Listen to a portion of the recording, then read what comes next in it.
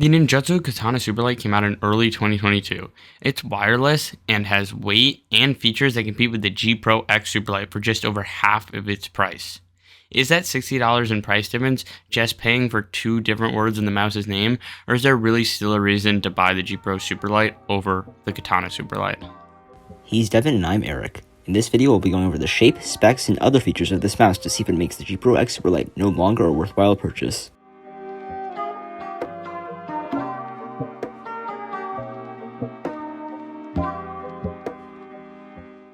The Katana Superlight is a large symmetrical mouse. It's 125mm in length, 67mm in width, around 60mm at the grip, and 39mm in height. It uses the 3370 sensor, which is one of the top optical sensors on the market, so no worries there. I haven't had any problems with the wireless connection on this mouse.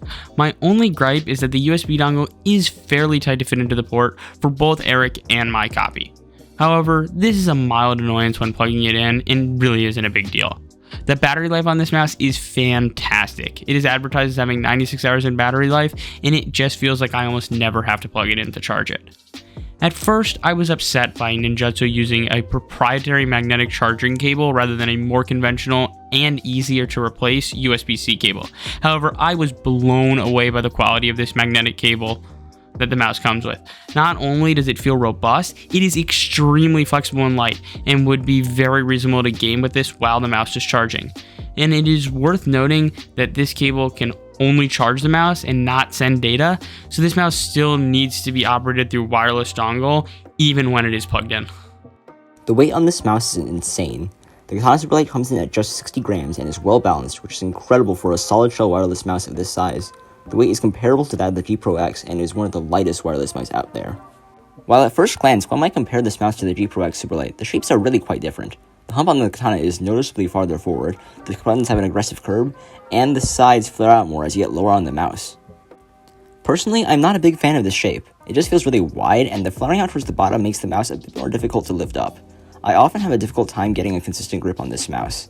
I find this shape works best for claw grip, is passable for palm, and is kind of okay for fingertip.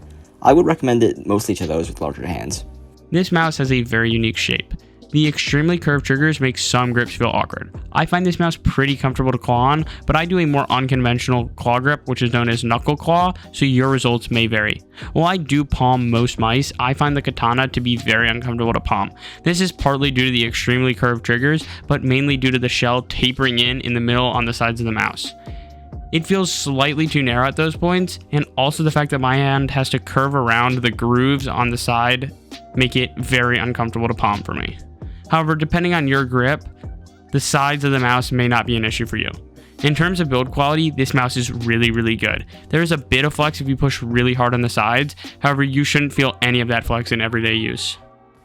The main buttons use Huano pink dot switches, which are on the loud and heavy side of switches. The triggers have minimal pre and only a tiny bit of post shuffle, which gives them a solid feel. I would say these are pretty good clicks. Not as good as the XM1R, but definitely satisfying. It is worth noting that these are the loudest clicks I've had on a gaming mouse, which may affect some users. On our first copy, the clicks had a very irritating squeak, which made the mouse borderline unusable, even with the headset. Thankfully, Ninjutso customer support responded to our message in less than an hour, and later sent us a replacement for no additional charge. The scroll click on this mouse feels quite good. It's tactile, has minimal pre and post travel, and is quite light. However, one thing that comes with that lightness is that when scrolling very aggressively, it is possible to accidentally click down the scroll wheel. However, after using this mouse as my primary mouse for both productivity and gaming, this has only happened a few times in a month or two. The actual scrolling isn't bad on this mouse. Personally, I find it a bit fast due to it having very low resistance, making it somewhat hard to control, but the steps are fairly well defined. The side buttons on this mouse have a great tactile feel and have great stabilization, so it feels fine to press it whether you're on the edge or the middle of the button. However, they do have a fair bit of pre-travel. Here's a sound test of all the buttons.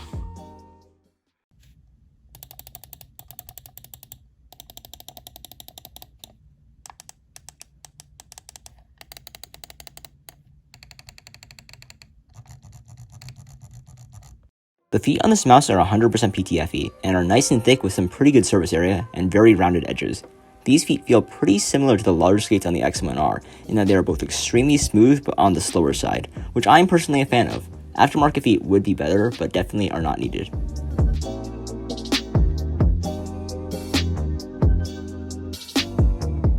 I find the katana to be decent for jitter clicking. The low travel makes jittering quickly fairly easy, though the heavier clicks may be tiring for some. I average 13 to 15 CPS on this mouse, which is similar to what I get on most others. My copy of the mouse came with by far the best drag click coating out of any mouse I've used. Better than the Cone Pro, the XM1R, or even the Bloody A Bedless. My copy's grippy coating drag clicks near effortlessly. Also, the mouse offers adjustable debounce down to 0 milliseconds, and I got this mouse to do over 90 CPS while bolt clicking, so this mouse can certainly hit super high CPS drags if you are skilled enough.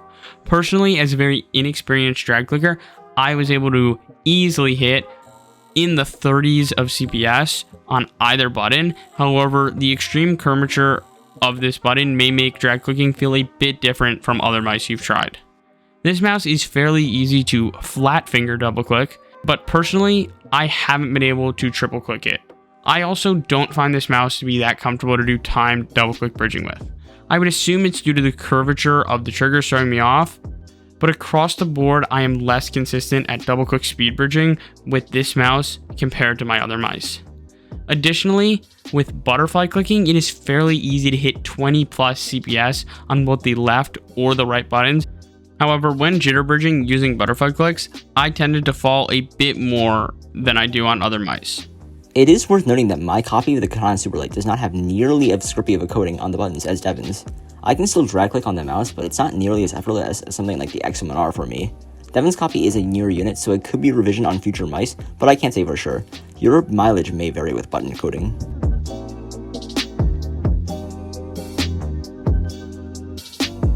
So, has the Katana Superlight defeated the G Pro X Superlight? Not really. The katana is simply worse for jitter clicking. Its shape makes it somewhat awkward to butterfly on, so even with double clicking, I can't outright say the katana is better than the G Pro Superlight for butterfly clicking.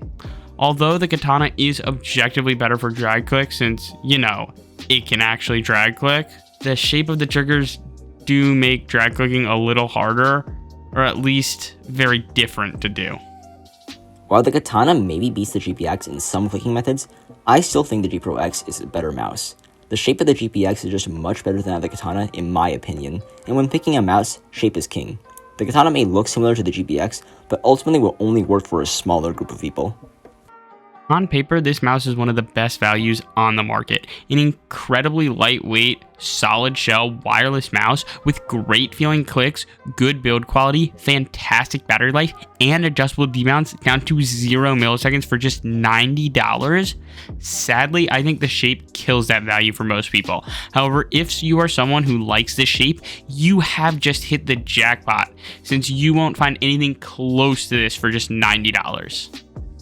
While the Katana is not the GPX killer I hoped it would be, I am extremely impressed with what Ninjutso has done in this short time. Ninjutso does have another release scheduled for later this year, and with the incredible specs they packed into this $90 mouse, I'm eager to see what they can do with the right shape.